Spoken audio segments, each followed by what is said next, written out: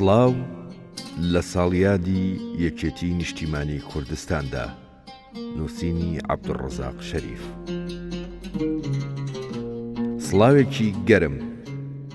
گەرم وەک خۆت، ئەی کوانووی لێوان لێو لە ژیلەی گوڕوتین، گەرمتر لە دەستی کاوانیان لە بەردی ئەیلولی ئەو ساڵەی هەرەس و دوا شەڕی سەرسەفین، گەرم وەک جمەی منەی هاموشۆ و گفتوگۆکانی ئەو ساڵەی ماڵەکەی مام، وەک ئاپۆرەی قاوەخانەیەک لە سەنتەری شام، گەرم وەک هەناسە و ورەی پێشمەرگەی 76، وەک یەکەمین کۆبوونەوەی شارباژێڕی دەستەی 6،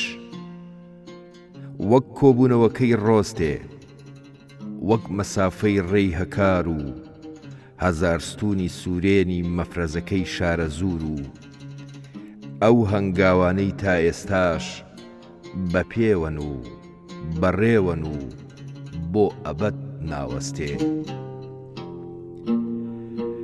ئەی ڕەوتی تو لە ڕێی هەڵزنا و بەگەوەی قەندیلی سەرەتا و کێفرینای مێرگی ئاو بە دوندی بڵەندا، قامەتی تێکستمڕا و چەسپاوی پۆڵاین لە بەردەم ئازار و ئەشکەنجەی زیندانی عەفلەقی ئاگر و ئاسندا،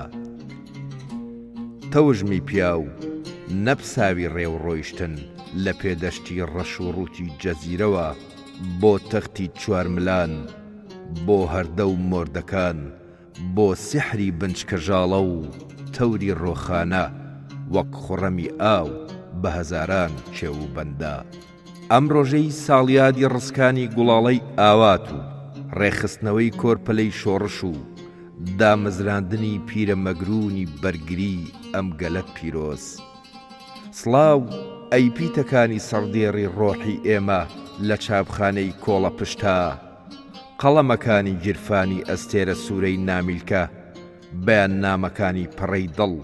لە ژێلوانی هەواری مادێنە و کوخت و کەڵوەزەی پێدەشتا. سڵاو شەیاڵەی ڕەختی تفەنگێکی ماندوو لە شانی هەرزەکارێکی شارە، زەمزەمەی تینوێتی لەوچانی تاشێکی نسارە، تۆ لە دروستبوونە لە یەکەم بەهارە، پەنجەکانی بزاوتنت سۆماکانی ڕوانین و بیرکردنەوەت، شەقاوی پێشەوە چوونت کۆت و کەلەپچە و زیندانی کران. سڵاو کوڕە کاژاوەکانی باڵازرافی کۆمیتەی هەرێمەکان لە نەوی بوونی ئێمەدا، ئاڵا بەرزەکانی چارەنووس، خوێنە تازەکانی جەستە، ئومێدەکانی خۆڕاگری لە بێهیوایی و لە ڕوو لاوازی ئێمەدا. ئەم ڕۆژەی ساڵیادی کەرتی یەک و پۆلی شەهیدی یەکەم و یەکەمین شانەی لێدانی دڵەکانت پیرۆز. سڵاو شەپۆ لە خێراکانی هەڵچوونی دەریا، تەوژمە یاخیەکانی سەنگەر، تەقینەوەی بەپەلەی کانیاوی دەشت و دەر لە گەشەکردن و بوژانەوەدا، چوارینەی دەسەڵاتی مەڵبەندەکانی کوردستان، ژمارەکانی سنووری شار و شارەوانی تیپەکان،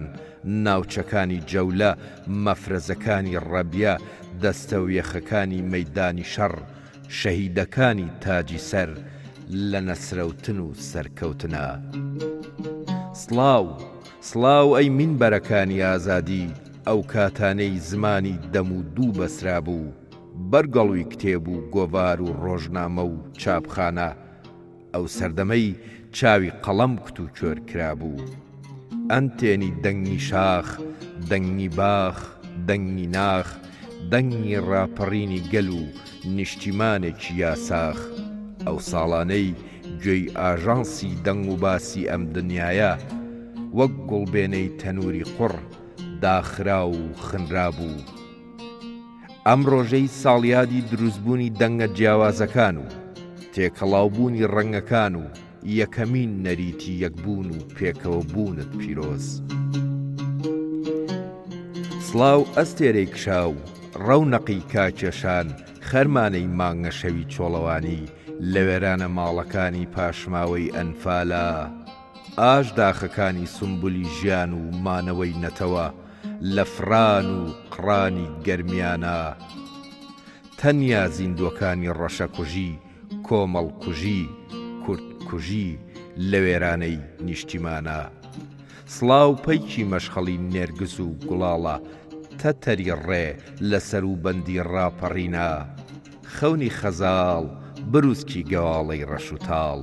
لە شانەی چەکدارە لە خەباتی ژێرزەمینی ماڵی شارە سترانی زەماوەند لە تۆڵە و هەڵمەت و هاوارە ئەم ڕۆژەی گۆڤەندی سەبر و تۆڵەت پیرۆز سڵاو کاری تەی بڵندی پارلەمان و حکوومەتی سەر لە نوێ بە تێکەڵەی لمی سارایە و خوارە و پرچی نازدارانی جاف و ئێسک و پرووسکی ماڵانی خاڵوان و متوموروی مناڵانی ناوداوێ لەشکانی دیوارەکانی خەونی ئۆتۆنەمیە باڵم دەیهیوە بەرماڵی نماز و نزای دایک هونەری تەوارە سرکەکان لە تەونی کینە و تۆڕی پیلانی دراوسێکانە دەستەکانی ئاوەدانی گەرمیان و کوێستانت پیرۆز سڵاو قەرەوڵی تفەنگەکانی ئازادی عێراق شون هەڵگری جوامێرەکانی هەڵۆی سوور سەندی بادیە سوارەکانی بەغا و قەڵەمەکانی دەستور لە شایی دیجلە و سەرچۆپی شەپۆلەکانە لە نیسانی کەوتنی سەنەمەکانە